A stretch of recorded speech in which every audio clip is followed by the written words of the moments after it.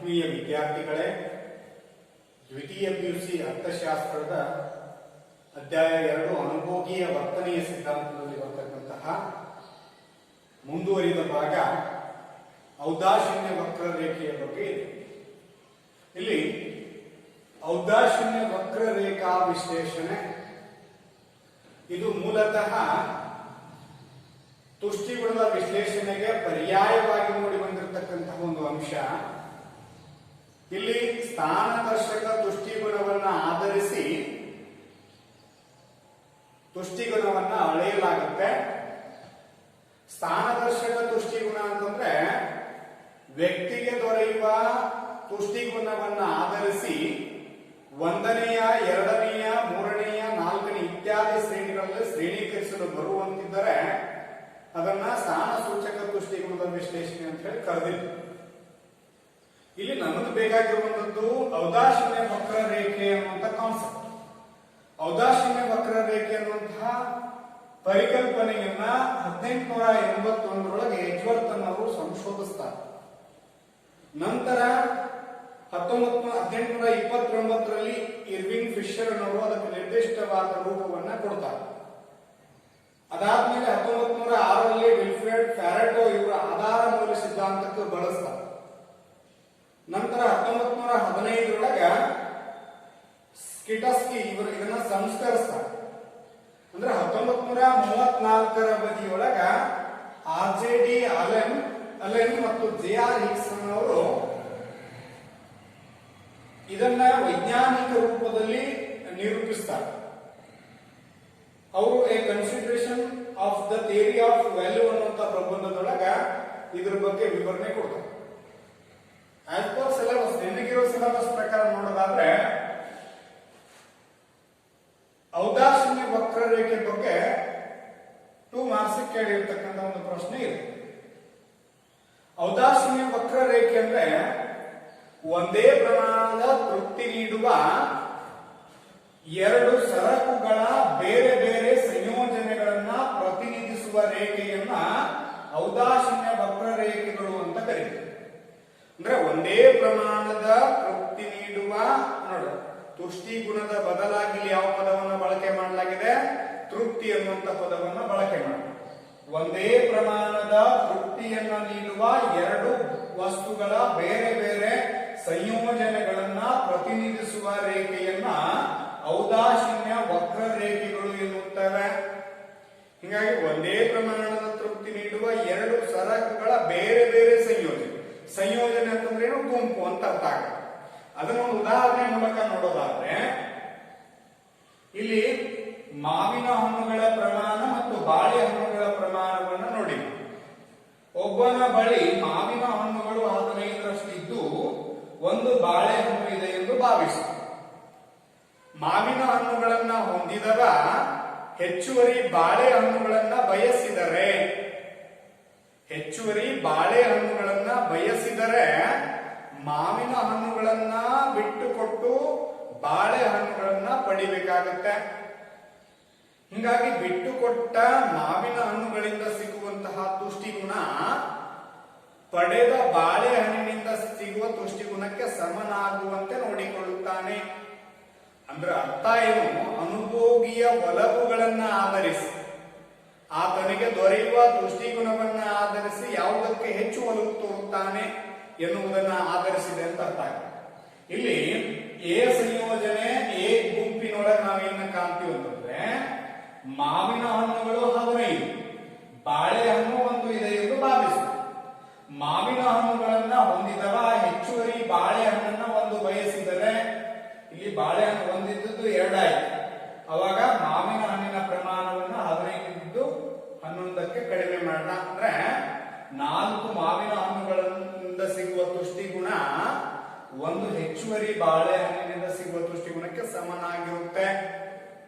ಅಂದ್ರೆ ಅರ್ಥ ವ್ಯಕ್ತಿಯ ಒಲವು ಯಾವುದಕ್ಕೆ ಜಾಸ್ತಿ ಇರುತ್ತೆ ಅದರಿಂದ ಸಿಗುವಂತ ತುಷ್ಟಿಗುಣ ಜಾಸ್ತಿ ಆಗಿರುತ್ತೆ. ಹೀಗಾಗಿ ಮಾವಿನ ಹಣ್ಣಿಗಿಂತ ಅವನಿಗೆ ಬಾಳೆಹಣ್ಣು ಇಷ್ಟ ಆದಂತ ಸಂದರ್ಭದೊಳಗ ಹೆಚ್ಚುವರಿ ಬಾಳೆಹಣ್ಣನ್ನ ಪಡಿಲಿಕ್ಕೆ ಮಾವಿನ ಹಣ್ಣುಗಳನ್ನ ತ್ಯಾಗ ಮಾಡ್ತಾನೆ.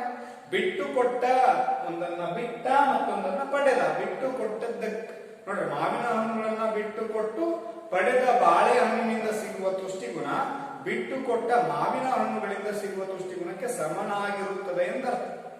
ಆ ಮೂಲಕ ಹೆಚ್ಚುವರಿ ಮಾವಿನ ಬಾಳೆಹಣ್ಣುಗಳನ್ನ 2 ಇದ್ದದ್ದನ್ನ 3 ಮಾಡಿದಾಗ ಇಲ್ಲಿ ಬಿಟ್ಟು ಕೊಟ್ಟ ಮಾವಿನ ಹಣ್ಣುಗಳ ಪ್ರಮಾಣ ಏನಾಗಿದೆ 3, 11ರಿಂದ 8. ಅಂದ್ರೆ ಹೆಚ್ಚುವರಿ ಬಾಳೆಹಣ್ಣನ್ನ ಪಡೆಯಲು 3 ಮಾವಿನ ಹಣ್ಣುಗಳನ್ನ ತ್ಯಾಗ ಮಾಡಿದ ಮಾವಿನ ಹಣ್ಣಿನಿಂದ ಸಿಗುವ ತುಷ್ಟಿಗುಣ ಪಡೆದ ಬಾಳೆಹಣ್ಣಿಗೆ ಸಮನಾಗಿರುತ್ತದೆ ಎಂದರ್ಥ. ಆ ಮೂಲಕ ಹೆಚ್ಚುವರಿ ಇನ್ನೊಂದು ಬಾಳೆಹಣ್ಣನ್ನ ಪಡೆಯುವಂತ ಸಂದರ್ಭದೊಳಗ ಇಲ್ಲಿ ಮಾವಿನ ಹಣ್ಣುಗಳನ್ನ 8 ಇದ್ದು 2 ಬಿಟ್ಟ. ಆ ಮೂಲಕ ಮತ್ತೊಂದು ಹೆಚ್ಚುವರಿ ಬಾಳೆಹಣ್ಣನ್ನ ಬಯಸಿದಾಗ 1 ಮಾವಿನ ಹಣ್ಣನ್ನ ಬಿಟ್ಟ. ಅಂದ್ರೆ ಅರ್ಥ ಏನು, ಹೆಚ್ಚುವರಿ ಘಟಕವನ್ನ ಅನುಭೋಗಿಸುತ್ತಾ ಹೋದಂತೆ ಅದರ ಮೇಲಿನ ಅಪೇಕ್ಷೆ ಒಲವು ಕಡಿಮೆ ಆಗುತ್ತಾ ಬರುವುದರಿಂದ ಇಲ್ಲಿ ಬಿಟ್ಟು ಕೊಡುವಿಕೆ ದರದಲ್ಲಿ ಕಡಿಮೆ ಆಗುತ್ತಾ ಸಾಗಿದೆ. ಇದನ್ನ ಕಡಿಮೆ ಮಾಡುತ್ತಾ ಹೋಗೋದ್ರಿಂದ ಇದರ ಮೇಲಿನ ಒಲವು ಅಪೇಕ್ಷೆ ಜಾಸ್ತಿ ಆಗೋದ್ರಿಂದ ಇದರ ದೃಷ್ಟಿಗುಣ ಜಾಸ್ತಿ ಅನಿಸ್ತದ. ಹೀಗಾಗಿ ಬಿಟ್ಟು ಕೊಟ್ಟ ಬಾಳೆಹಣ್ಣಿನಿಂದ ನೋಡ್ರಿ, ಬಿಟ್ಟು ಕೊಟ್ಟ ಮಾವಿನ ಹಣ್ಣಿನಿಂದ ಸಿಗುವ ದೃಷ್ಟಿಗುಣ ಹೆಚ್ಚುವರಿ ಪಡೆದ ಬಾಳೆಹಣ್ಣಿನ ದೃಷ್ಟಿಗುಣಕ್ಕೆ ಸಮನಾಗುವಂತೆ ನೋಡ್ತಾರಲ್ಲ, ಅದೇ ಔದಾಸೀನ್ಯ ವಕ್ರರೇಖೆಯನ್ನು ಒಂದೇ ಪ್ರಮಾಣದ ತೃಪ್ತಿಯನ್ನ ನೀಡುವ 2 ವಸ್ತುಗಳ ಬೇರೆ ಬೇರೆ ಸಂಯೋಜನೆಗಳನ್ನ ಪ್ರತಿನಿಧಿಸುವ ರೇಖೆಯನ್ನ ಔದಾಸೀನ್ಯ ವಕ್ರರೇಖೆ ಅಂತ ಕರೀತೀವಿ. ಇಲ್ಲಿ ಎ ಸಂಯೋಜನೆ ಅಂದ್ರೆ ಒಂದು ಗುಂಪು. ಎ ಸಂಯೋಜನೆ 15 ಮಾವಿನ ಹಣ್ಣು 1 ಬಾಳೆಹಣ್ಣಿನಿಂದ ಸಿಗುವ ತುಷ್ಟಿಗುಣ 11 ಮಾವಿನ ಹಣ್ಣು 2 ಬಾಳೆಹಣ್ಣಿನಿಂದ ಸಿಗುವ ತುಷ್ಟಿಗುಣಕ್ಕೆ ಸಮನಾಗಿರುತ್ತದೆ.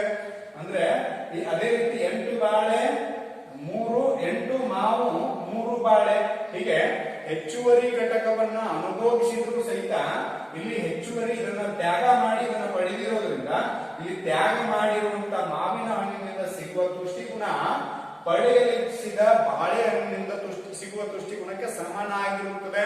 ಇಲ್ಲಿ ವ್ಯಕ್ತಿಯ ಸ್ಥಾನಗಳನ್ನು ನೀಡುವುದರ ಮೂಲಕ ವ್ಯಕ್ತಿ ತುಷ್ಟಿಗುಣವನ್ನು ಅಳತೆ ಮಾಡೋದ್ರಿಂದ ಅವನ ಅಪೇಕ್ಷೆ ಜಾಸ್ತಿ ಬಾಳೆಹಣ್ಣು ಪಡೆಯಬೇಕನ್ನೋದು ಇರೋದ್ರಿಂದ ಆ ಮೂಲಕ ಇಲ್ಲಿ ಒಲವುಗಳನ್ನ ಆದರ್ಶನಾಗುತ್ತೆ. ಇಲ್ಲಿ ಎ ಗುಂಪಾಗ್ಲಿ, ಬಿ ಗುಂಪಾಗ್ಲಿ, ಸಿ ಗುಂಪಾಗ್ಲಿ, ಡಿ ಗುಂಪಾಗ್ಲಿ, ಇ ಗುಂಪಾಗ್ಲಿ ಯಾವುದೇ ಗುಂಪುಗಳನ್ನ ಅನುಭವಿಸಿದ್ರು ಸಹಿತ ಅದರಿಂದ ಸಿಗುವ ತೃಪ್ತಿ ಸಮನಾಗಿರುತ್ತೆ ಅನ್ನುವಂತ ಅಂಶವನ್ನ ತಿಳಿಸ್ತಕ್ಕಂಥದ್ದು ಔದಾಸೀನ್ಯ ವಕ್ರರೇಖೆಯ ವಿಶ್ಲೇಷಣೆಯ ಕಾನ್ಸೆಪ್ಟ್. ಇದ್ರೊಳಗ ಮತ್ತೊಂದು ಅಂಶವನ್ನ ನಾವು ತಿಳ್ಕೋಬೇಕಾದ ಏನಂತಂದ್ರೆ, ಇದನ್ನ ಒಂದು ರೇಖಾಚಿತ್ರದ ಮೂಲಕ ನೋಡಿದಾಗ ಔದಾಸೀನ್ಯ ವಕ್ರರೇಖೆ ಎನ್ನುವಂಥದ್ದು ಯಾವಾಗಲೂ ಎಡದಿಂದ ಬಲಕ್ಕೆ ಇಳಿಮುಖವಾದ ರೇಖೆಯಾಗಿರುತ್ತೆ. ಕಾರಣ ಇಷ್ಟೇ, ಇಲ್ಲಿ OX ಅಕ್ಷದೊಳಗ ಬಾಳೆಹಣ್ಣುಗಳ ಪ್ರಮಾಣವನ್ನ ತೋರಿಸು, OY ಅಕ್ಷದೊಳಗ ಮಾವಿನ ಹಣ್ಣುಗಳ ಪ್ರಮಾಣವನ್ನ ತೋರಿಸು. ಅಂದ್ರೆ ಇಲ್ಲಿ 15 ಮಾವಿನ ಹಣ್ಣು ಮತ್ತು 1 ಬಾಳೆಹಣ್ಣಿನಿಂದ ಸಿಗುವ ತುಷ್ಟಿಗುಣವನ್ನ ಎ ಬಿಂದು ತೋರಿಸ್ತು, ಹೌದಾ? ಆಮೇಲೆ 11 ಮಾವಿನ ಹಣ್ಣು ಮತ್ತು 2 ಬಾಳೆಹಣ್ಣುಗಳಿಂದ ಸಿಗುವಂತ ತುಷ್ಟಿಗುಣ ಬಿ ಗುಂಪಿನಲ್ಲಿ ತೋರಿಸ್ತು. ಆಮೇಲೆ 8 ಮಾವಿನ ಹಣ್ಣು 3 ಬಾಳೆಹಣ್ಣು, ಆಮೇಲೆ 6 ಮಾವಿನ ಹಣ್ಣು 4 ಬಾಳೆಹಣ್ಣು, ಡಿ ಸಂಯೋಜನೆ. ಹೀಗಾಗಿ 5 ಮಾವು 5 ಬಾಳೆ ಇದರಿಂದ ಸಿಗುವಂತ ತುಷ್ಟಿಗುಣ ಈ ಬಿಂದುವಿನಲ್ಲಿ ನಾವು ಕಾಣ್ತೀವಿ. ಹೀಗಾಗಿ ಒಂದೇ ಪ್ರಮಾಣದ ತೃಪ್ತಿ ನೀಡುವ ಒಂದೇ ಪ್ರಮಾಣದ ತೃಪ್ತಿ ನೀಡುವ 2 ವಸ್ತುಗಳ ಬೇರೆ ಬೇರೆ ಸಂಯೋಜನೆ ಅಂದ್ರೇನು? ಗುಂಪು ಅಂತ ಅರ್ಥ. ಬೇರೆ ಬೇರೆ ಗುಂಪುಗಳನ್ನ ಪ್ರತಿನಿಧಿಸುವ ಒಂದು ರೇಖೆ. ಅಂದ್ರೆ ಎ ಇಂದ ಇ ಯವರೆಗೆ A B C D E ಯಾವುದೇ ಸಂಯೋಜನೆಯನ್ನ ಅನುಭೋಗಿ ಆಯ್ದುಕೊಂಡರೂ ಸಹ ಆತನಿಗೆ ಸಮನಾದ ತೃಪ್ತಿ ದೊರೆತಿತ್ತಪ್ಪ ಅಂತಂದ್ರೆ ಅದನ್ನ ನಾವೇನಂತ ಕರಿತೀವಿ? ಔದಾಸೀನ್ಯ ವಕ್ರರೇಖೆ. ಅನುಭೋಗಿ ಎ ಇಂದ ಇ ಯವರೆಗೆ ಯಾವುದೇ ಸಂಯೋಜನೆಗಳನ್ನ ಆಯ್ದುಕೊಂಡರೂ ಸಹ ಅನುಭೋಗಿಗೆ ಸಮನಾದ ತೃಪ್ತಿ ಸಿಗುತ್ತೆ. ಕಾರಣ ಇಷ್ಟೇ, ಬಿಟ್ಟು ಕೊಟ್ಟ ಮಾವಿನ ಹಣ್ಣುಗಳಿಂದ ಸಿಗುವ ತುಷ್ಟಿಗುಣ ಹೆಚ್ಚುವರಿ ಪಡೆದ ಬಾಳೆಹಣ್ಣಿನ ತುಷ್ಟಿಗುಣಕ್ಕೆ ಸಮನಾಗಿರುತ್ತೆ. ಯಾಕಂದ್ರೆ ವ್ಯಕ್ತಿಯ ಆಯ್ಕೆ ಅನುಭೋಗಿಯ ಒಲವುಗಳು ಆತನ ತುಷ್ಟಿಗುಣದ ಮಟ್ಟವನ್ನ, ತೃಪ್ತಿಯ ಮಟ್ಟವನ್ನ ನಿರ್ಧರಿಸುವುದರಿಂದ ವ್ಯಕ್ತಿ ಯಾವುದಕ್ಕೆ ಹೆಚ್ಚು ಒಲವು ತೋರುತ್ತಾನೆ ಅದಕ್ಕೆ ಮೊದಲನೆಯ ಸ್ಥಾನ ಅಂತ ನಾವು ಹೇಳಿದ್ವಿ. ಆ ಮೂಲಕ ಬಾಳೆಹಣ್ಣನ್ನ ಹೆಚ್ಚಿಗೆ ಬಯಸಿದಾಗ ಅದರಿಂದ ಸಿಗುವಂತಹ ತುಷ್ಟಿಗುಣ ಹೆಚ್ಚಾಗಿರ್ತದೆ.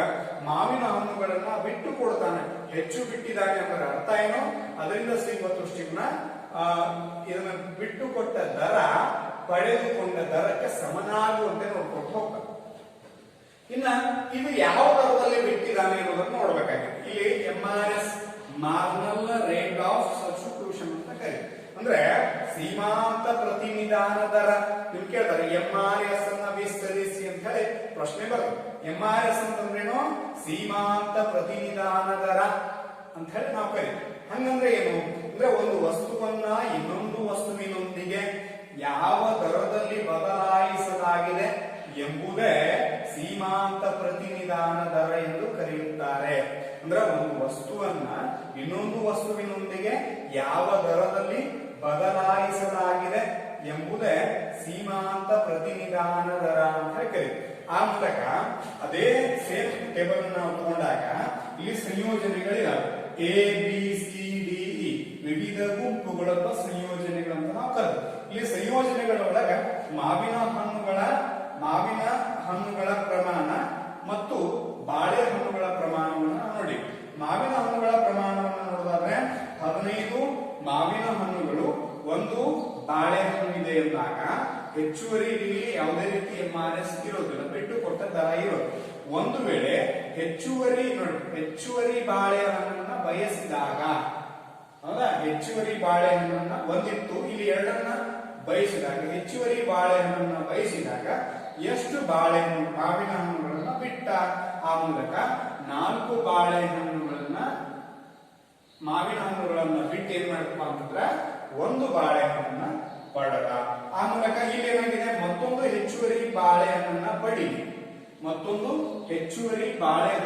ಪಡೀಲಿಕ್ಕೆ ಏನ್ ಮಾಡಪ್ಪ ಅಂತಂದ್ರೆ 3 ಮಾವಿನ ಹಣ್ಣುಗಳನ್ನ ಬಿಟ್ಟ. 11 - 8 3 ಆಮೇಲೆ ಮತ್ತೊಂದು ಹೆಚ್ಚುವರಿ ಬಾಳೆಹಣ್ಣನ್ನ ಪಡೀಲಿಕ್ಕೆ ಹೋದಾಗ ಇಲ್ಲಿ 2 ಮಾವಿನ ಹಣ್ಣುಗಳನ್ನ ಬಿಟ್ಟ, 1 ಬಾಳೆಹಣ್ಣನ್ನ ಪಡೆದ. ಇಲ್ಲಿ ಮತ್ತು ಹೆಚ್ಚುವರಿ ಬಾಳೆಹಣ್ಣನ್ನ ಬಯಸಿದಾಗ ಮಾವಿನ ಹಣ್ಣುಗಳನ್ನ ಬಿಟ್ಟು, ಹೀಗಾಗಿ 1 ಮತ್ತು 1 ಅಂದ್ರೆ ಅರ್ಥ ಏನು ಅಂದ್ರೆ 1 ಬಾಳೆಹಣ್ಣಿನಿಂದ ಸಿಗುವಂತಹ ತುಷ್ಟಿಗುಣ 4 ಮಾವಿನ ಹಣ್ಣುಗಳ ಬಿಟ್ಟು ಕೊಟ್ಟಿದ್ದಕ್ಕಾಗಿ 1 ಬಾಳೆಹಣ್ಣನ್ನ ಪಡೆದ.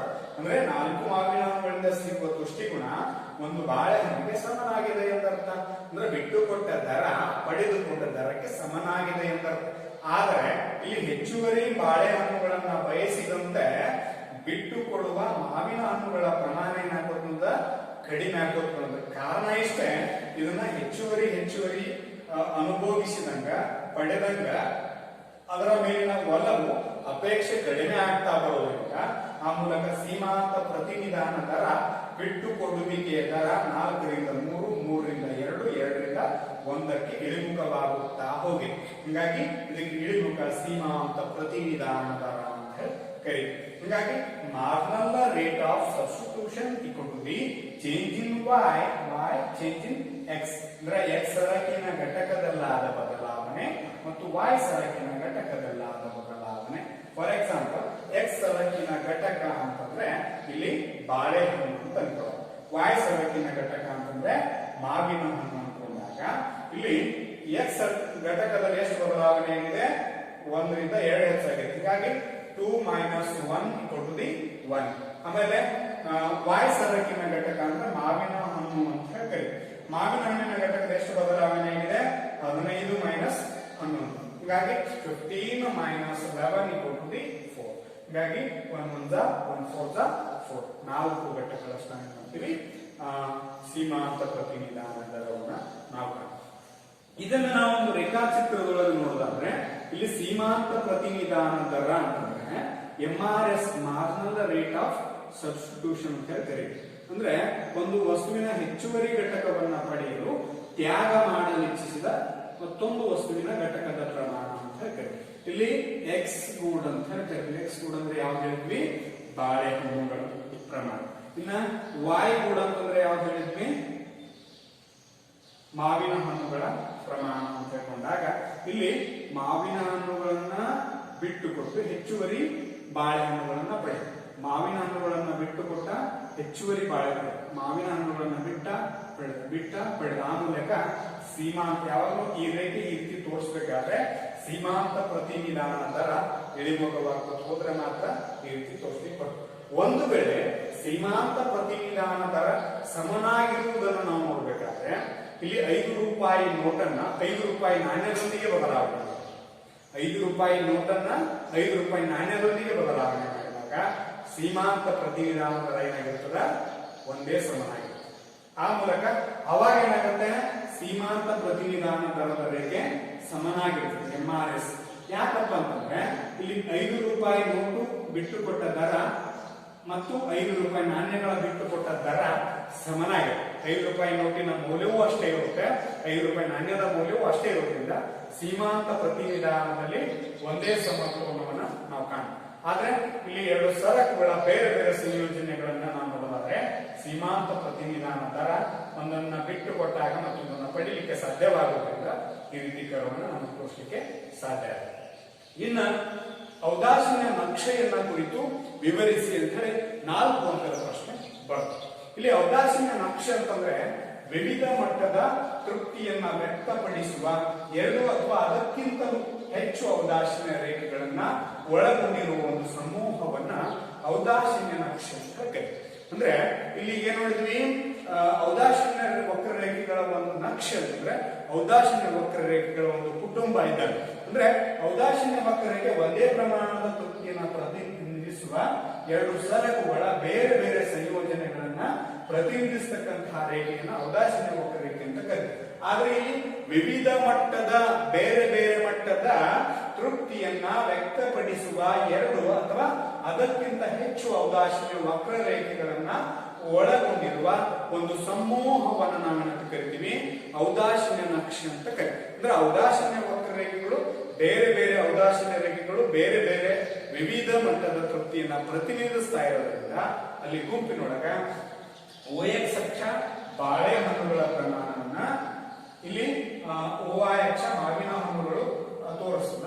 ಇಲ್ಲಿ ಪ್ರಮುಖವಾಗಿ IC1 ಔದಾಸೀನ್ಯ ವಕ್ರರೇಖೆ, IC2, IC3, IC4 ಹಿಂಗ ಬೇರೆ ಬೇರೆ ಔದಾಸೀನ್ಯ ವಕ್ರರೇಖೆಗಳು ಬೇರೆ ಬೇರೆ ಮಟ್ಟದ ತೃಪ್ತಿಯನ್ನ ಪ್ರತಿನಿಧಿಸ್ತಾ ಹೋಗುತ್ತೆ. ಯಾಕಂದ್ರೆ ಇಲ್ಲಿ ಒಂದು ಔದಾಸೀನ್ಯ ವಕ್ರರೇಖೆ ಏನಂತಲ್ಲ ಒಂದೇ ಮಟ್ಟದ, ಅಂದ್ರೆ ಬೇರೆ ಬೇರೆ ಔದಾಸೀನ್ಯ ರೇಖೆಗಳು ಬೇರೆ ಬೇರೆ ಮಟ್ಟದ ತೃಪ್ತಿಯನ್ನ ಪ್ರತಿನಿಧಿಸ್ತವೆ ಅಂತೇಳಿ ನಾವು ಈಗಾಗಲೇ ಡಿಸ್ಕಷನ್ ಮಾಡಿದ್ವಿ. ಹೀಗಾಗಿ ಒಂದೇ ಮಟ್ಟದ ತೃಪ್ತಿ ನೀಡುವ 2 ಸರಕುಗಳ ಬೇರೆ ಬೇರೆ ಸಂಯೋಜನೆ ತಿಳಿಸ್ತಕ್ಕಂಥ ಒಂದು ಬೇರೆ ಬೇರೆ ರೇಖೆಗಳಿವೆ.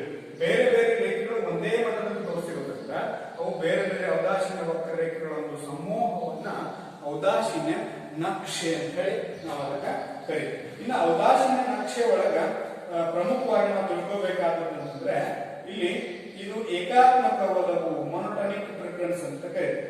ಏಕತಾನಾತ್ಮಕ ಒಲವು ಅಂತ ಹೇಳಿ ಇದರೊಳಗೆ ಏನಾಗಿದೆ ಅಂತಂದ್ರೆ ಔದಾಸೀನ್ಯ ವಕ್ರರೇಖೆ ಯಾವಾಗಲೂ ಇಲ್ಲಿ ನೋಡಿ, ಇಲ್ಲಿ ಮೇಲ್ಮಟ್ಟದ ಔದಾಸೀನ್ಯ ವಕ್ರರೇಖೆಯು ಅಧಿಕ ಮಟ್ಟದ ತೃಪ್ತಿಯನ್ನ ಪ್ರತಿನಿಧಿಸುತ್ತದೆ ಅನ್ನುವಂಥ ಅಂಶವನ್ನ ತಿಳಿಸ್ತದೆ. ಇದರೊಳಗ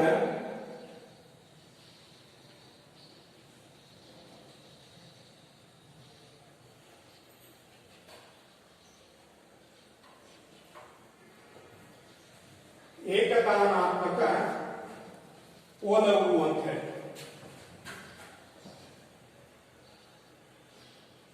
ಏಕತಾನಾತ್ಮಕ ಒಲವು ಇದಕ್ಕೆ ಮೊನೊಟನಿಕ್ ಪ್ರಿಫರೆನ್ಸ್ ಅಂತ ಕರೀತೀವಿ. ಮೊನೊಟನಿಕ್ ಪ್ರಿಫರೆನ್ಸ್ ಅಂತಂದ್ರೆ ಏನು ಅಂತಂದ್ರೆ ಏಕತಾನಾತ್ಮಕ ಒಲವು ಅಂತಂದ್ರೆ ಎತ್ತರ ಮಟ್ಟದ ಔದಾಸೀನ್ಯ ರೇಖೆಯ ಕಡೆಗೆ ಒಲವು ತೋರುವುದನ್ನು ನಾವೇನು ಕರಿತೀವಿ ಅಂತಂದ್ರೆ ಏಕತಾನಾತ್ಮಕ ಒಲವು ಅಂತಂದ್ರೆ ಔದಾಸೀನ್ಯ ವಕ್ರರೇಖೆಯು IC1 ಗಿಂತ IC2 ಮೇಲ್ಮಟ್ಟದಲ್ಲಿದೆ, IC2 ಗಿಂತ IC3 ಮೇಲ್ಮಟ್ಟದಲ್ಲಿದೆ, IC3 ಗಿಂತ IC4 ಮೇಲ್ಮಟ್ಟದಲ್ಲಿ. ಅಂದ್ರೆ ಎತ್ತರ ಮಟ್ಟದ ಔದಾಸೀನ್ಯ ರೇಖೆಯು ಅಧಿಕ ಮಟ್ಟದ ತೃಪ್ತಿಯನ್ನ ನೀಡುತ್ತದೆ. ಹೀಗಾಗಿ ಎತ್ತರ ಮಟ್ಟದ ಔದಾಸೀನ್ಯ ವಕ್ರರೇಖೆಯ ಕಡೆಗೆ ಒಲವು ತೋರುವುದನ್ನ ಏಕತಾನಾತ್ಮಕ ಒಲವು ಅಂತ ಕರೀತೀವಿ. ಹೀಗಾಗಿ ನಿಮ್ಗ ಏಕತಾನಾತ್ಮಕ ಒಲವು ಎಂದರೆ ವಿವೇಚನಾಶೀಲನಾದ ಅನುಭೋಗಿಯು ಹೆಚ್ಚಿನ ಮಟ್ಟದ ತೃಪ್ತಿಯನ್ನು ನೀಡುವ ಎತ್ತರದ ಔದಾಸೀನ್ಯ ರೇಖೆಯ ಕಡೆಗೆ ಒಲವು ತೋರುವುದನ್ನ ಏಕತಾನಾತ್ಮಕ ಒಲವು ಅಂತ ಕರೀತಾರೆ. ಇಲ್ಲಿ ಈಗ ಔದಾಸೀನ್ಯ ವಕ್ರರೇಖೆಗಳ ಸಮೂಹವನ್ನ ಹೊಂದಿರತಕ್ಕಂಥ ಇದು ಮೇಲ್ಭಾಗದಲ್ಲಿ ತೋರಿಸತಕ್ಕಂತಹ ರೇಖೆ ಏನಲ್ಲ, ಈ ರೇಖೆ ಔದಾಸೀನ್ಯ ವಕ್ರರೇಖೆಯ ಮೇಲ್ಮಟ್ಟದ ಔದಾಸೀನ್ಯ ವಕ್ರರೇಖೆ ಅಧಿಕ ಮಟ್ಟದ ತೃಪ್ತಿಯನ್ನ ಪ್ರತಿನಿಧಿಸುತ್ತೆ ಅನ್ನುವಂತಹ ಅಂಶವನ್ನ ನಮಗೆ ತಿಳಿಸಿಕೊಡುತ್ತೆ.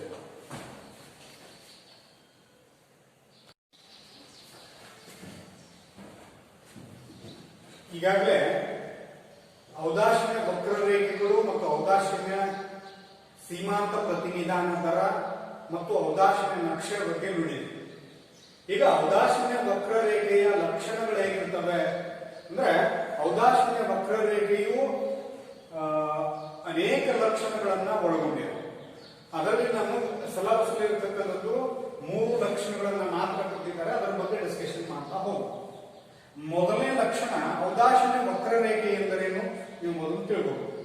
ಅಂದ್ರೆ ಔದಾಸೀನ್ಯ ವಕ್ರರೇಖೆ ಅಂದ್ರೆ ಒಂದೇ ಪ್ರಮಾಣದ ತೃಪ್ತಿ ನೀಡುವ 2 ವಸ್ತುಗಳ ಬೇರೆ ಬೇರೆ ಸಂಯೋಜನೆಗಳನ್ನ ಪ್ರತಿನಿಧಿಸುವ ರೇಖೆಯನ್ನ ಔದಾಸೀನ್ಯ ವಕ್ರರೇಖೆ ಎಂದು ಕರೆಯುತ್ತಾರೆ. ಅಂದ್ರೆ ಒಂದೇ ಪ್ರಮಾಣದ ತೃಪ್ತಿ ನೀಡುವ 2 ವಸ್ತುಗಳ ಬೇರೆ ಬೇರೆ ಸಂಯೋಜನೆಗಳನ್ನ ಪ್ರತಿನಿಧಿಸುವ ಒಂದು ರೇಖೆಯನ್ನ ಔದಾಸೀನ್ಯ ವಕ್ರರೇಖೆ ಎಂದು ಕರೆಯುತ್ತಾರೆ ಅಂತ ನೋಡಿ. ಈಗ ಅದರೊಳಗಿರ್ತಕ್ಕಂಥ ಲಕ್ಷಣಗಳು, ನಿಮಗೆ ಇರ್ತಕ್ಕಂಥ 3 ಲಕ್ಷಣಗಳ ಬಗ್ಗೆ ನಾವು ಡಿಸ್ಕಷನ್ ಮಾಡೋಣ. ಮೊದಲನೇದಾಗಿ ಔದಾಸೀನ್ಯ ವಕ್ರರೇಖೆಯು ಯಾವಾಗಲೂ ಎಡದಿಂದ ಬಲಕ್ಕೆ ಇಳಿಮುಖವಾಗಿರುತ್ತದೆ. ಅಂದ್ರೆ ಔದಾಸೀನ್ಯ ವಕ್ರರೇಖೆ ಯಾವಾಗಲೂ ಏನಾಗಿರುತ್ತಪ್ಪ ಅಂದ್ರೆ left to right diminishing rate ಒಳಗೆ ಎಡದಿಂದ ಬಲಕ್ಕೆ ಇಳಿಮುಖವಾದ ರೇಖೆನೇ ಯಾಕಾಗಿರುತ್ತಪ್ಪ ಅಂತಂದ್ರೆ, ಇಲ್ಲಿ ಎಕ್ಸ್ ಸರಕು ಅಂತಂದ್ರೆ ಬಾಳೆಹಣ್ಣುಗಳ ಪ್ರಮಾಣ ಅಂತ ಹೇಳಿ ತಿಳ್ಕೊಂಡು, ವಾಯ್ ಸರಕುಗಳ ಪ್ರಮಾಣ ಅಂತಂದ್ರೆ ಮಾವಿನ ಹಣ್ಣುಗಳ ಪ್ರಮಾಣ ಅಂತ ಹೇಳಿ ನಾವು ತಿಳ್ಕೊಂಡು, ಇಲ್ಲಿ ಎಡದಿಂದ ಬಲಕ್ಕೆ ಇಳಿಮುಖವಾಗಿರುತ್ತೆ. ಕಾರಣ ಅಂತಂದ್ರೆ ಇದು ಮೂಲಕ್ಕೆ ಪಿನ್ಮಧ್ಯವಾದ ರೇಖೆ ಅಂತ ಕರೀತೀವಿ. ಮೂಲಕ್ಕೆ ಪಿನ್ಮಧ್ಯವಾಗಿದ್ದಾಗ ಮಾತ್ರ ಒಂದನ್ನ ಹೆಚ್ಚಿಗೆ ಪಡೆಯಲು ಮತ್ತೊಂದನ್ನ ಬಿಟ್ಟುಕೊಟ್ಟ ದರವನ್ನ ತೋರಿಸಬೇಕಾದ್ರೆ ಯಾವಾಗಲೂ ಈ ರೀತಿ ಕರ್ವ್ ಇದ್ದಾಗ ಮಾತ್ರ ಅದನ್ನ ನಾವೇನ್ ಮಾಡಕ್ ಬರ್ತದ, ತೋರಿಸ್ಲಿಕ್ಕೆ ಬರ್ತದೆ. ಅಂದ್ರೆ ಸೀಮಾಂತ ಪ್ರತಿನಿಧಾನ ದರ ಅಂತಂದ್ರೆ ಒಂದು ವಸ್ತುವಿನ ಹೆಚ್ಚುವರಿ ಘಟಕವನ್ನು ಪಡೆಯಲು ತ್ಯಾಗ ಮಾಡಬೇಕಾದ ಇನ್ನೊಂದು ವಸ್ತುವಿನ ಪ್ರಮಾಣವನ್ನ MRS ನಮಗೆ ತಿಳಿಸಿಕೊಡೋದ್ರಿಂದ ಮಾರ್ಜಿನಲ್ ರೇಟ್ ಆಫ್ ಸಬ್ಸ್ಟಿಟ್ಯೂಷನ್ ಅದು ಇಳಿಮುಖವಾಗಿರುತ್ತೆ. ಬಿಟ್ಟುಕೊಟ್ಟ ದರವನ್ನ ತೋರಿಸಬೇಕಾದ್ರೆ ಕರ್ವ್ ಹಿಂಗಿದ್ದಾಗ ಮಾತ್ರ ನಮಗೆ ಏನ್ ಮಾಡಕ್ ಬರ್ತದ, ಒಂದನ್ನ ತ್ಯಾಗ ಮಾಡಿ ಮತ್ತೊಂದನ್ನ ಹೆಚ್ಚಿಗೆ ಪಡೀಲಿಕ್ಕೆ ಬರ್ತದ.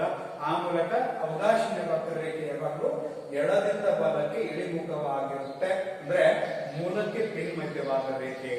ಒಂದ್ ವೇಳೆ ನಿಮ್ಮ ಮಧ್ಯದ ರೇಖೆ ಆದ್ರೆ ಏನಾಗತ್ತಪ್ಪ ಅಂದ್ರೆ ಇಲ್ಲಿ ಬಿಟ್ಟುಕೊಟ್ಟ ದರ ಮತ್ತು ಪಡೆದುಕೊಂಡ ದರದಲ್ಲಿ ಯಾವುದೇ ರೀತಿ ನಮಗೆ ಸರಿಯಾಗಿ ತೋರಿಸ್ಲಿಕ್ಕೆ ಬರೋದಿಲ್ಲ. ಅಥವಾ ಸಮತಲ ರೇಖೆ ಆಗಿತ್ತಪ್ಪ ಅಂತಂದ್ರೆ ಔದಾಸೀನ್ಯ ವಕ್ರರೇಖೆ ಸಮತಲವಾದ ರೇಖೆ ಆದ್ರೂ ಸಹಿತ ಇಲ್ಲಿ ಒಂದನ್ನ ಹೆಚ್ಚಿಗೆ ಪಡೆದ್ವಿ ಆದ್ರೆ ಮತ್ತೊಂದನ್ನ ಬಿಟ್ಟು ಕೊಟ್ಟಿಲ್ಲ ಅಂತ ತೋರಿಸ್ತದೆ.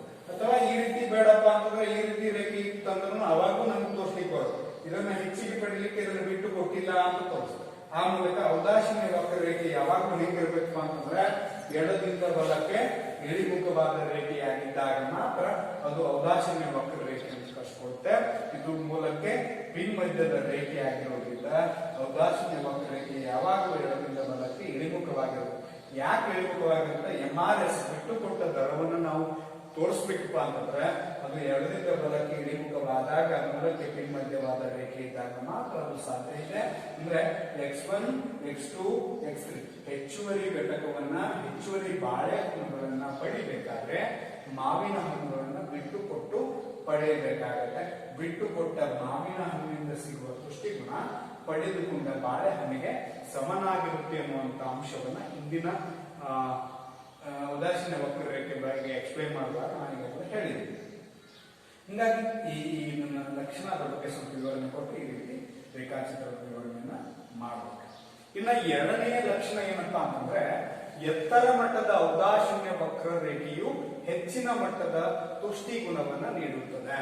ಅಂದ್ರೆ ಮೇಲ್ಮಟ್ಟದ ಔದಾಸೀನ್ಯ ವಕ್ರರೇಖೆ ಅಧಿಕ ಮಟ್ಟದ ತೃಪ್ತಿ ಅಂದ್ರೆ ಇಲ್ಲಿ ಹೈಯರ್ ಇಂಡಿಫರೆನ್ಸ್ ಕರ್ ಹೈಯರ್ ಲೆವೆಲ್ ಸ್ಯಾಟಿಸ್ಫ್ಯಾಕ್ಷನ್ ಮಾತ್ರ ನಮ್ಗೆ ಕೊಡ್ತದಂತ ಅರ್ಥ ಆಗುತ್ತೆ. ಯಾಕಂದ್ರೆ ಔದಾಸೀನ್ಯ ವಕ್ರರೇಖೆ ಒಂದೇ ಪ್ರಮಾಣದ ತೃಪ್ತಿ ನೀಡುವ 2 ಸರಕುಗಳ ಬೇರೆ ಬೇರೆ ಸಂಯೋಜನೆಗಳನ್ನ ಪ್ರತಿನಿಧಿಸತಕ್ಕಂತಹ ರೇಖೆ ಅಂತ ಹೇಳಿದ್ವಿ. ಆದ್ರೆ ಇಲ್ಲಿ ಔದಾಸೀನ್ಯ ವಕ್ರರೇಖೆ ಎತ್ತರ ಮಟ್ಟದ ಔದಾಸೀನ್ಯ ವಕ್ರರೇಖೆ ಹೆಚ್ಚಿನ ಮಟ್ಟದ, ಈಗ ಔದಾಸೀನ್ಯ ನಕ್ಷೆ ಹೇಳುವಾಗ ಹೇಳಿದ್ದೇನೆ. ಇಲ್ಲಿ ಏನಾಗಿದೆ ಅಂತಂದ್ರೆ ಔದಾಸೀನ್ಯ ವಕ್ರರೇಖೆ IC1, IC2, IC3 ಬೇರೆ ಬೇರೆ ಔದಾಸೀನ್ಯ ವಕ್ರರೇಖೆಗಳು. ಅಂದ್ರೆ ವಿವಿಧ ಮಟ್ಟದ ತೃಪ್ತಿಯನ್ನ ಪ್ರತಿನಿಧಿಸುವ ಬೇರೆ ಬೇರೆ ಔದಾಸೀನ್ಯ ವಕ್ರರೇಖೆಗಳ ಸಮೂಹವನ್ನ ಔದಾಸೀನ್ಯ ನಕ್ಷೆ ಅಂತ ಕರೀತಾರೆ ಅಂತ ಹೇಳಿದ್ರು. ಆದ್ರೆ ಇಲ್ಲಿ ಅನುಭೋಗಿಯ ಆಯ್ಕೆ ಬಂದಾಗ ಅಧಿಕ ಮಟ್ಟದ ತೃಪ್ತಿ ನೀಡುವ ಅಂದ್ರೆ ಎತ್ತರ ಮಟ್ಟದ ಔದಾಸೀನ್ಯ ವಕ್ರರೇಖೆಯು ಹೆಚ್ಚಿನ ಮಟ್ಟದ ತುಷ್ಟಿಗುಣವನ್ನು ನೀಡುತ್ತದೆ. ಯಾಕೆಂದ್ರೆ IC1 ಗಿಂತ IC2 ದೊಡ್ಡದು, IC2 ಗಿಂತ IC3 ದೊಡ್ಡದು. ಹೀಗಾಗಿ ಮೇಲ್ಮಟ್ಟದ ಔದಾಸೀನ್ಯ ವಕ್ರರೇಖೆ ಅಥವಾ ಎತ್ತರ ಮಟ್ಟದ ಔದಾಸೀನ್ಯ ವಕ್ರರೇಖೆ ನಮಗ ಅಧಿಕ ಮಟ್ಟದ ತುಷ್ಟಿಗುಣವನ್ನು ನೀಡುತ್ತದೆ ಅಂತ. ಉದಾಹರಣೆಗೆ ಸಂಯೋಜನೆ ಅಂತಂದ್ರೆ ಗುಂಪುಗಳು, ಎ ಸಂಯೋಜನೆ, ಬಿ ಸಂಯೋಜನೆ, ಸಿ ಸಂಯೋಜನೆ, ವಿವಿಧ ಬಗೆಯ ಸಂಯೋಜನೆಗಳನ್ನು ನಾವು ಕಾಣ್ತೀವಿ. ಇಲ್ಲಿ ಬಾಳೆಹಣ್ಣುಗಳ ಪ್ರಮಾಣವನ್ನ ಮತ್ತು ಮಾವಿನ ಹಣ್ಣುಗಳ ಪ್ರಮಾಣವನ್ನ ನಾವು ನೋಡ್ತೀವಿ. ಈಗ ಬಾಳೆಹಣ್ಣುಗಳು ಎಷ್ಟಿದಾವೆ? 10 ಘಟಕದಷ್ಟಿದೆ. ಬಾಳೆಹಣ್ಣನ್ನ ಹೊಂದಿದವ ಮಾವಿನ ಹಣ್ಣುಗಳನ್ನ ಪಡಿಬೇಕಾದ್ರೆ ಮಾವಿನ ಹಣ್ಣನ್ನ ಹೊಂದಿದವ ಬಾಳೆಹಣ್ಣುಗಳನ್ನ ಪಡಿಬೇಕಾದ್ರೆ ಮಾವಿನ ಹಣ್ಣುಗಳನ್ನ ಬಿಟ್ಟು ಕೊಟ್ಟು ಪಡೆದಾಗ ಅದು ಒಂದು ಔದಾಸೀನ್ಯ ವಕ್ರರೇಖೆ ಆಗುತ್ತೆ ಅಂತ ಹೇಳಿದೆ. ಆದ್ರೆ ಇಲ್ಲಿ ಬಿಟ್ಟು ಕೊಡದೆ ಪಡೆಯಲಾಗಿರೋದ್ರಿಂದ ಅದು ಬೇರೆ ಬೇರೆ ಔದಾಸೀನ್ಯ ವಕ್ರರೇಖೆಗಳೇ ಆಗಿದೆ. ಯಾಕಂದ್ರೆ ಇಲ್ಲಿ 10 ಮಾವು 1 ಬಾಳೆ, 10 ಮಾವು 2 ಬಾಳೆ, 10 ಮಾವು 3 ಬಾಳೆ. ಹೀಗಾಗಿ ಮಾವಿನ ಹಣ್ಣುಗಳನ್ನ ತ್ಯಾಗ ಮಾಡದೆ ಬಾಳೆಹಣ್ಣನ್ನ ಹೆಚ್ಚಿಗೆ ಪಡೆದಾಗ ಅದನ್ನ ಒಂದೇ ರೇಖೆಯಲ್ಲಿ ತೋರಿಸಲಿಕ್ಕೆ ಬರುವುದಿಲ್ಲ. ಹೀಗಾಗಿ ಮಾವಿನ ಹಣ್ಣುಗಳ ಪ್ರಮಾಣವನ್ನ 10ರಷ್ಟಿದೆ, ಬಾಳೆಹಣ್ಣುಗಳ ಪ್ರಮಾಣ 1ರಷ್ಟಿದೆ.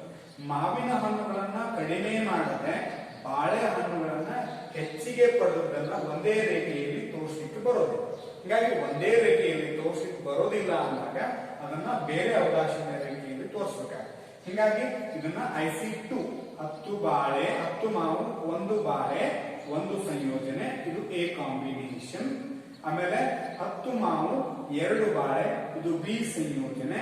10 ಮಾವು 3 ಬಾಳೆ, ಇದು ಸಿ ಸಂಯೋಜನೆ ಅಂತ ನಾವು ಕರೀತೀವಿ. ಹೀಗಾಗಿ ಬೇರೆ ಬೇರೆ ಔದಾಸೀನ್ಯ ವಕ್ರರೇಖೆಗಳನ್ನ ಇಲ್ಲೇನೆ ತೋರಿಸ್ಬೇಕಾಗ್ತದೆ. ಯಾಕಂದ್ರೆ ಒಂದರೊಳಗನ ನಾವು ಬಿಟ್ಟು ಕೊಡದೆ, ಅಂದ್ರೆ ಇಲ್ಲಿ ಬಿಟ್ಟು ಕೊಡದೆ ಮತ್ತೊಂದನ್ನ ಪಡೆಯಲು ಬರುವುದಿಲ್ಲ. ಬಿಟ್ಟು ಕೊಟ್ಟು ಪಡೆದಾಗ ಅದನ್ನು ಒಂದೇ ರೇಖೆಯಲ್ಲಿ ತೋರಿಸ್ಲಿಕ್ಕೆ ಬರುತ್ತೆ. ಬಿಟ್ಟು ಕೊಡದೆ ಪಡೆಯೋದ್ರಿಂದ ಅದು ಬೇರೆ ಬೇರೆ ಔದಾಸೀನ್ಯ ವಕ್ರರೇಖೆಗಳೇ ಆಗಿರುತ್ತೆ. ಹೀಗಾಗಿ 10 ಮಾವು 1 ಬಾಳೆಗಿಂತ 10 ಮಾವು 2 ಬಾಳೆ ಹೆಚ್ಚಿನ ಮಟ್ಟದ ತೃಪ್ತಿ ನೀಡ್ತದ. ಹೀಗಾಗಿ ಬಿ ಸಂಯೋಜನೆ ಅಥವಾ ಬಿ ಗುಂಪಿನೊಳಗೆ ಅದನ್ನ ನಾವು ಕಾಣ್ತೀವಿ. 10 ಮಾವು 3 ಬಾಳೆ, ಹೀಗಾಗಿ ಇವುಗಳಿಗಿಂತ 10 ಮಾವು 1 ಬಾಳೆಗಿಂತ 10 ಮಾವು 2 ಬಾಳೆಗಿಂತ 10 ಮಾವು 3 ಬಾಳೆ ಏನಾಗಿತ್ತಪ್ಪ ಅಂತಂದ್ರೆ ಹೆಚ್ಚಿನ ಮಟ್ಟದ ತೃಪ್ತಿಯನ್ನು ನೀಡುತ್ತೆ. ಹೀಗಾಗಿ ಮೇಲ್ಮಟ್ಟದ ಔದಾಸೀನ್ಯ ವಕ್ರರೇಖೆ ಅಧಿಕ ಮಟ್ಟದ ತೃಪ್ತಿಯನ್ನು ನೀಡುತ್ತೆ. ಅಂದ್ರೆ X1 ಇಲ್ಲಿ ನೋಡಿ, ಒಂದನ್ನ ಬಿಟ್ಟು ಕೊಡದೆ ಮತ್ತೊಂದನ್ನ ಹೆಚ್ಚಿಗೆ ಪಡೆಯುತ್ತಾ, ಅಂದ್ರೆ ಎತ್ತರ ಮಟ್ಟದ ಔದಾಸೀನ್ಯ ವಕ್ರರೇಖೆ ಒಂದನ್ನ ಬಿಟ್ಟು ಕೊಡದೆ, ಒಂದು ಸರಕಿನ ಘಟಕವನ್ನು ಬಿಟ್ಟು ಕೊಡದೆ ಮತ್ತೊಂದು ವಸ್ತುವಿನ ಘಟಕವನ್ನ ಹೆಚ್ಚಿಗೆ ಪಡೆಯುತ್ತಾ ಹೋಗುತ್ತೆ, ಅದು ಎತ್ತರ ಮಟ್ಟದ ಔದಾಸೀನ್ಯ ವಕ್ರರೇಖೆಯನ್ನು ತೋರಿಸುತ್ತೆ. ಹೀಗಾಗಿ ಎತ್ತರ ಮಟ್ಟದ ಔದಾಸೀನ್ಯ ರೇಖೆಯ ಕಡೆಗೆ ಅನುಭೋಗಿ ಒಲವು ತೋರುವುದನ್ನ ಮೊನೊಟೋನಿಕ್ ಪ್ರಿಫರೆನ್ಸ್, ಏಕತಾನಾತ್ಮಕ ಒಲವು ಅಂತ ಕರಿತೀವಿ ಅನ್ನೋದ್ರ ಬಗ್ಗೆ ಡಿಸ್ಕಷನ್ ಮಾಡಿ. ಇನ್ನ ಈ ರೀತಿ ನಾವು ಅದನ್ನ ವಿವರಣೆ ಕೊಟ್ಟು ಈ ರೇಖಾಚಿತ್ರವನ್ನ ತೆಗೆದನ್ನ ವಿವರಣೆ ಮಾಡ್ತಾ ಹೋಗ್ಬೋದು. ಇನ್ನ ಮೂರನೇ ಅಂಶ ಏನಪ್ಪಾ ಅಂತಂದ್ರೆ, 2 ಔದಾಸೀನ್ಯ ರೇಖೆಗಳು ಒಂದನ್ನೊಂದು ಛೇದಿಸುವುದಿಲ್ಲ. ಬಟ್ ಇಲ್ಲಿ ಛೇದಿಸಿರುವಂತಹ ಒಂದು ಡಯಾಗ್ರಾಮ್ ಅನ್ನ ಕೊಟ್ಟಿದ್ದೀವಿ. ಛೇದಿಸುವುದಿಲ್ಲ ಅಂದ್ರೆ ಹಿಂಗ ಔದಾಸೀನ್ಯ ವಕ್ರರೇಖೆ, 2 ಔದಾಸೀನ್ಯ ವಕ್ರರೇಖೆಗಳು ಒಂದನ್ನೊಂದು ಛೇದಿಸುವುದಿಲ್ಲ ಅಂತ. ಯಾಕಂದ್ರೆ ಔದಾಸೀನ್ಯ ವಕ್ರರೇಖೆಗಳು 2 ಬೇರೆ ಬೇರೆ ಸಂಯೋಜನೆಗಳನ್ನ ಪ್ರತಿನಿಧಿಸುವುದರಿಂದ ಇಲ್ಲಿ ಬೇರೆ ಬೇರೆ ಸರಕುಗಳ ತೃಪ್ತಿಯ ಮಟ್ಟವನ್ನ ಪ್ರತಿನಿಧಿಸತಕ್ಕಂತಹ ಬೇರೆ ಬೇರೆ ರೇಖೆಗಳಾಗಿರೋದ್ರಿಂದ ಅವು ಯಾವಾಗಲೂ ಒಂದನ್ನೊಂದು ಛೇದಿಸಬಾರದು. ಈ ರೀತಿ ಬೇರೆ ಬೇರೆ ಔದಾಸೀನ್ಯ ವಕ್ರರೇಖೆಗಳಾಗಿರುತ್ತೆ. ಒಂದು ವೇಳೆ ಒಂದನ್ನೊಂದು ಛೇದಿಸಿದಪ್ಪ ಅಂತಂದ್ರೆ ಅದು ತೃಪ್ತಿಯ ಅಸಮರ್ಥ ಅಥವಾ ಇಲ್ಲಿ ಅದನ್ನ ಗೊಂದಲಕ್ಕೆ ಎಡೆ ಮಾಡಿಕೊಡ್ತದೆ ಅನ್ನುವಂಥ ಅಂಶವನ್ನ ತಿಳ್ಕೊಳ್ಳಿ. ಇಲ್ಲಿ IC1 ಮತ್ತು IC2 2 ಔದಾಸೀನ್ಯ ವಕ್ರರೇಖೆಗಳಿವೆ. ನಾವಿಲ್ಲಿ ಹೇಳಿದ್ವಿ IC1 ಗಿಂತ IC2 ಅಧಿಕ ಮಟ್ಟದ ತೃಪ್ತಿ ತೃಪ್ತಿಯನ್ನು ಪ್ರತಿನಿಧಿಸುತ್ತದೆ ಅನ್ನುವಂಥ ಅಂಶವನ್ನ ನಾವು ಹೇಳಿದ್ವಿ. ಆದ್ರೆ ಇಲ್ಲಿ IC2 ರೇಖೆ ಪ್ರಾರಂಭದಲ್ಲಿ ನೋಡಿ IC1 IC2 ಮೇಲ್ಮಟ್ಟದಲ್ಲಿ ಇದು ಹೆಚ್ಚಿನ ಮಟ್ಟ ತೃಪ್ತಿ ಕನಿಸಿದ್ರು ಸಹಿತ ಇಲ್ಲಿ ಏನಾಗಿದೆ ಅಂದ್ರೆ IC1 ಬಿಂದು ಬಿ ಬಿಂದುವಿನಲ್ಲಿ IC2 ನಲ್ಲಿ ಸಿ ಬಿಂದು ಸಂಧಿಸಿರೋದ್ರಿಂದ IC1 ಗಿಂತ IC2 ಕಡಿಮೆ ಮಟ್ಟದ ತೃಪ್ತಿಯನ್ನು ಪ್ರತಿನಿಧಿಸುತ್ತೆ ಅನ್ನುವಂತಹದ್ರ ಬಗ್ಗೆ ಹೇಳುತ್ತೆ. ಹೀಗಾಗಿ ಅದು ಅಸಮಂಜಸ, ಅದು ಸಾಧ್ಯವಿಲ್ಲದ ಸ್ಥಿತಿಯಾಗಿದೆ. ಯಾಕಂದ್ರೆ ಈ ಎ ಬಿಂದು ಏನಾಗಿದೆ ಅಂತಂದ್ರೆ ಒಂದೇ ಮಟ್ಟದ ತೃಪ್ತಿ ನೀಡುವ ಎರಡು ಸರಕುಗಳ ಬೇರೆ ಬೇರೆ ಸಂಯೋಜನೆಗಳನ್ನ ಪ್ರತಿನಿಧಿಸುವ ಬೇರೆ ಬೇರೆ ರೇಖೆಯನ್ನ ತೋರಿಸುತ್ತೆ. ಆದ್ರೆ ನಾಲ್ಕು ಸರಕುಗಳು ಎರಡು ಸರಕುಗಳ ತೃಪ್ತಿನ ಪ್ರತಿನಿಧಿಸ್ತಕ್ಕಂಥ ಒಂದು ರೇಖೆನೇ ಬೇರೆ, ಎರಡು ಸರಕುಗಳ ತೃಪ್ತಿನ ಪ್ರತಿನಿಧಿಸ್ತಕ್ಕಂಥ ಒಂದು ರೇಖೆನೇ ಬೇರೆ. ಹೀಗಾಗಿ ಎರಡೂ ಸರಕುಗಳ ಸಂಯೋಜನೆಗಳು ಎರಡೂ ರೇಖೆಗಳು ಒಂದೇ ಮಟ್ಟದ ತೃಪ್ತಿಯನ್ನ ಪ್ರತಿನಿಧಿಸುತ್ತೆ ಅನ್ನುವಂಥದ್ದು ಎ ಸಂಯೋಜನೆಯನ್ನು ತೋರಿಸ್ತದೆ.